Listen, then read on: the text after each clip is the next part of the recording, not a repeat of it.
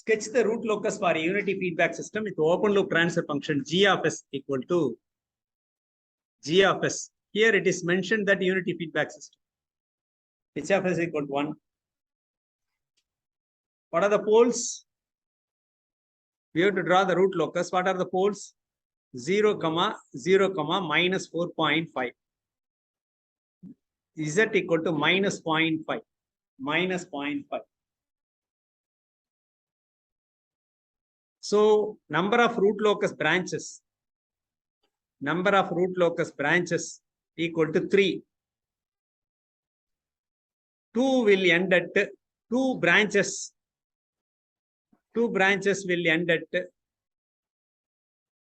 infinity. Why? N minus m. N equal to 3. N equal to 3. M equal to 1. N minus m branches will end at infinity. Therefore, 3 minus 1, 2 branches will end at infinity. Now we have to draw the root locus.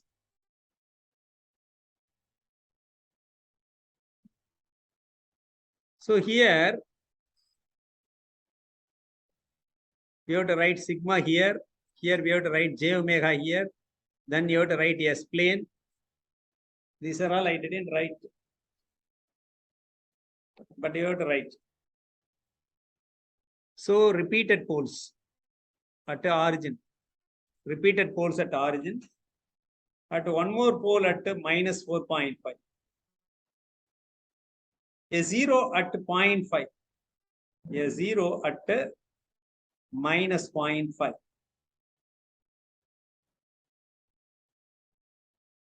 That's all. Then we have to find which part of real axis is part of root locus.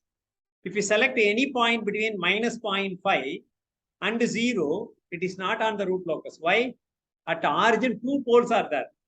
Therefore, to its right, even number of here, even number of poles to its right. Therefore, it is not part of root locus. It is not part of root locus. But any point if we select between minus 0.5 and 4.5, it is part of root locus. Yes, it is part of root locus. Therefore, this point is, this is part of root locus. This is part of, because here 2, here 1, 3. That's why this part is part of root locus. If after minus 4.5, if we select any point, how many? 1, 2 plus 4. That's why it is not part of root locus. It starts at minus 4.5, end at minus 0.5. So, at origin, 2 root locus branches will come out. Why? 2 poles are there at origin. 2 poles are at origin, therefore 2 root locus branches will come out. At what angle it will come out, we have to see. Therefore, angle of asymptote we have to see. Generally, we will see angle of departure we will see.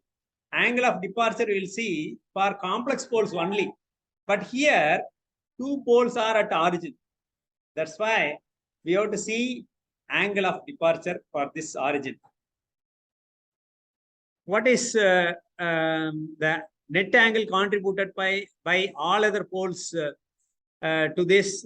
If any, let these 2 poles are P1, P2. This is P3. This is Z1. These are the poles. But we cannot take 1. We have to take 2. So angle of departure from P1 is 5P1. We cannot find for 1 because both are at the same point. That's why 5P1 plus 5P2. 5P2. For that we are going to find from these 2 points we ignore. For the remaining point to that point, what are the angles made by? To the left. If it is to the left means we draw any line 180 degree. 180 degree. So by P3 angle made is 180 degree. By 0, 1 also 180 degree. So we have to add this, we have to subtract this. That's why net angle is 0. Net angle contributed by all other poles and zeros, that is equal to 0. It must be equal to plus or minus 2q plus 1 multiplied by 180. But this finite angle contributed by other poles and zeros is equal to 0. Therefore, this is equal to 0. This is equal to 0. Therefore, 5p1 plus 5p2 equal to 180 degree. For q equal to 0, you will get 180 degree. You will get 180 degree. But first rule says what? Root locus first rule says it is symmetrical about real axis. It is symmetrical about real axis. Let us assume that this is the origin. From origin, if you come root locus at this angle means here at what angle it will come at this angle. Add these two angles. Let us say that this is 135 degree. What is this angle? What is this angle? Minus 135. If you add these two, what you will get? 0. But we need an odd multiple of 180. Odd multiple of 180. That's why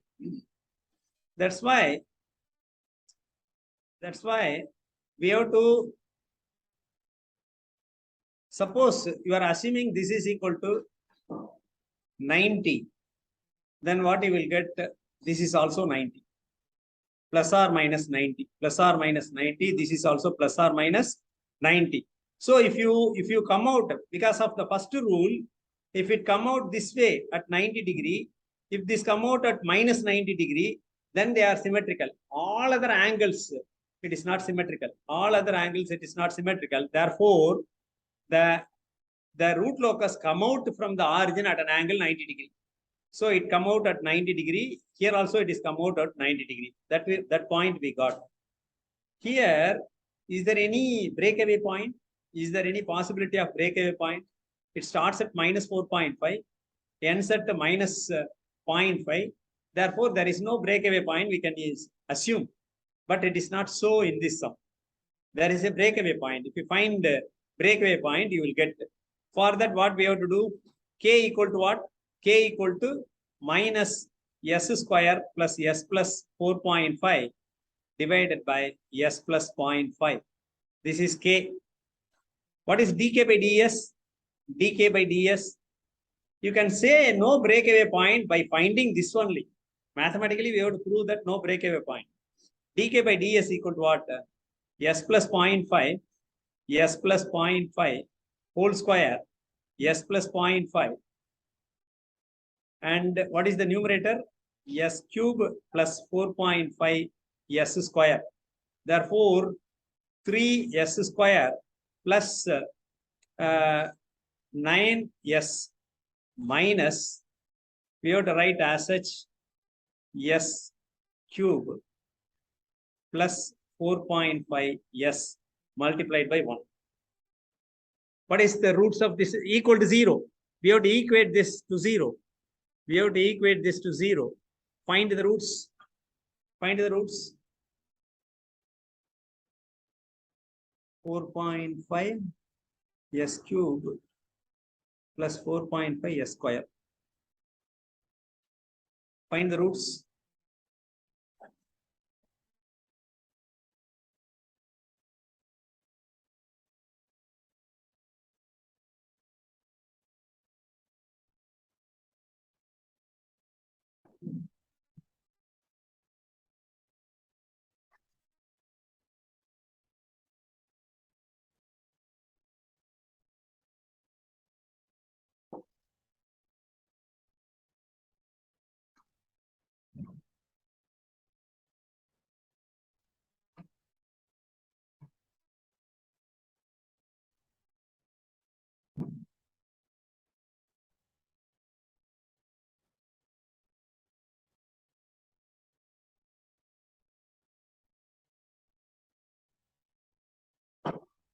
Two s cube plus 6s square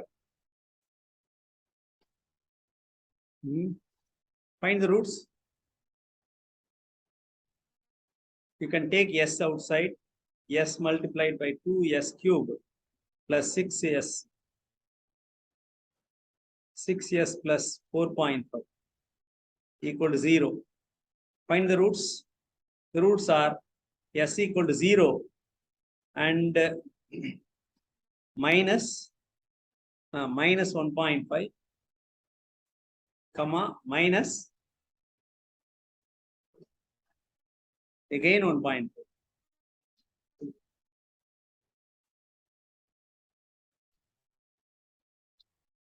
So minus is minus. Yes, 0 is repeated roots. 2 poles at that point, 0 is repeated roots. Minus 1.5. One more repeated root is at minus 1.5. So there is a breakaway point. So the roots are the root locus coming out of these 2 poles reaching this point. That's why there is a repeated pole. Definitely. So now we have to find the angle of asymptote. Phi A equal to plus or minus 2q plus 1. How many n's at infinity? 2. Therefore, 2 angles we have to find. N minus m equal to what? N minus m equal to 2 multiplied by 180. When q equal to 0, 180 divided by 2 equal to 90 degree. 3 times 90, 270. So the angles are 90 and 270. What is sigma A? Sigma A equal to sum of poles minus 4.5 minus 4.5 plus 0.5 minus plus 0.5 plus minus 0.5 divided by real parts of poles minus real parts of zeros, therefore minus. So minus of minus plus, therefore divided by 2. 4 by 2 equal to 2. Therefore, the sigma A equal to 2 minus 2. The asymptote is going like this. Asymptote, this is one asymptote, this is another asymptote. Asymptote, this is another asymptote. So this comes like this and goes this way. Symmetrical. That's why it is coming like this and goes this way.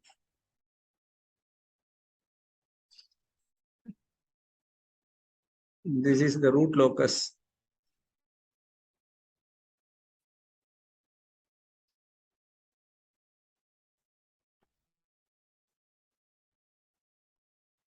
Root locus. So here we have repeated poles at a minus 1.5.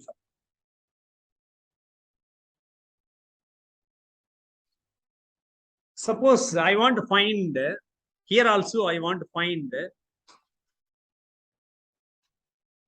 zeta equal to 0.7. Zeta equal to 0.7. For that, find the value of k. Find the value of k for zeta equal to 0.7. So zeta 0.7, we have to write we have to draw a line at an angle 45.5 degree. Am I correct? Cos inverse of 0.7 equal to 45.5. Am I correct? So I have drawn a line at 45.5. Find the value of k. Find the value of k for zeta equal to 0.7. Therefore, I have drawn a line, constant zeta line. This line is called constant zeta line. At what angle? 45.5 with negative real axis. Why? Because cos inverse of 0.7 equal to 45.5. So it cuts at 2 points, at A as well as B. It cuts the root locus at 2 points. Whether I have to consider A or B, the morning sum also that problem may come. Suppose I have drawn line like this, 0.7 line. Suppose I want to find root locus value of k for 0.7. This is constant zeta line, zeta equal to 0.7. It cuts at A as well as B. where I have to find K? Either at A or B. How to find K? From A to all poles and zeros, we have to draw lines. We have to draw lines from A to all points. If it is B, means from B to all lines.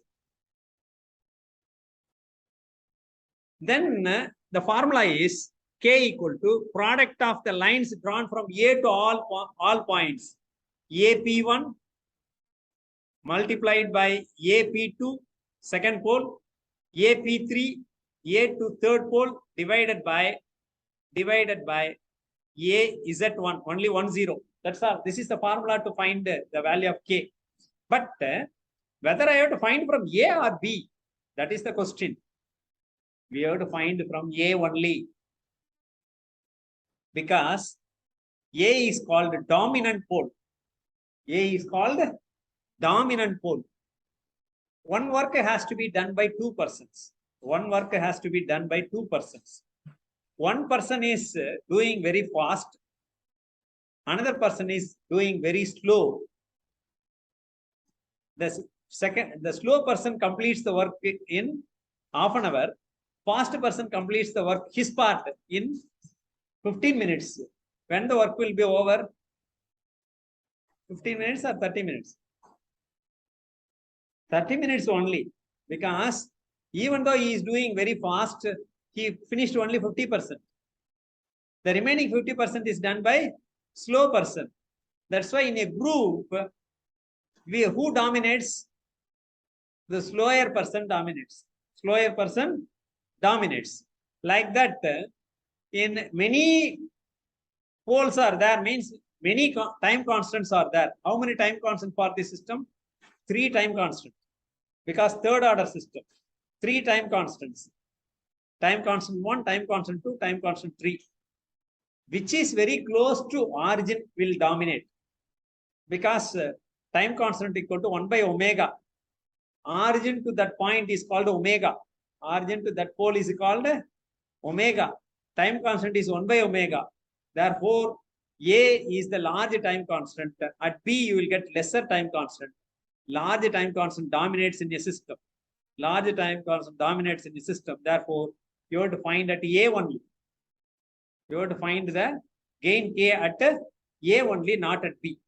But constant zeta line cuts at 2 points at the root locus.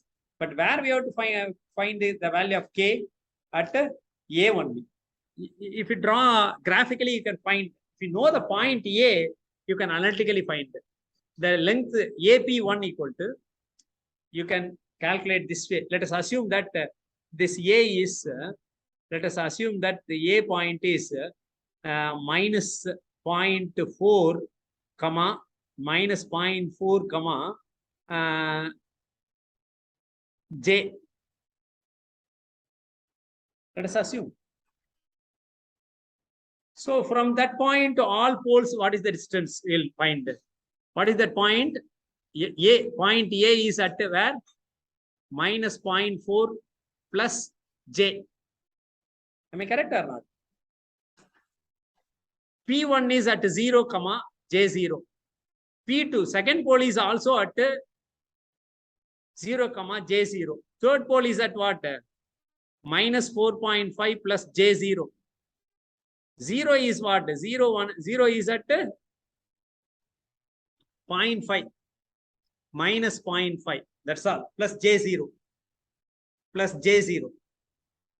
You can find the distance as you find the angle. How you are finding theta 1, theta 2, theta 3? To find line joining from A to all poles, if you want to find angle, means you will subtract from A to P. From A, you will subtract P1. Like that, you subtract minus 0.4 plus J means 1J. 1J minus 0 plus J0. If you subtract, you will get the same point. You will get the same point. Minus 0.4, comma, plus 1. Find, call that function polar to rectangular coordinate. Here, we have to consider magnitude. That's all. After subtraction, you have to consider only magnitude. Minus 0.4, comma, 1 if you pass to polar coordinate. minus 0.4, comma 1 you have to pass. What is the magnitude you got? 1.31. That is AP1. AP1, magnitude AP1 equal to 1.31. Similarly, if you find AP2, that is also 1.31 because same point. AP3 equal to what? AP3 equal to, we have to subtract. What is the point? Minus 0.4 plus J. From that, we have to subtract minus 4.5 plus J0. If you subtract what, you will get plus 4.1 plus 4.1 plus J.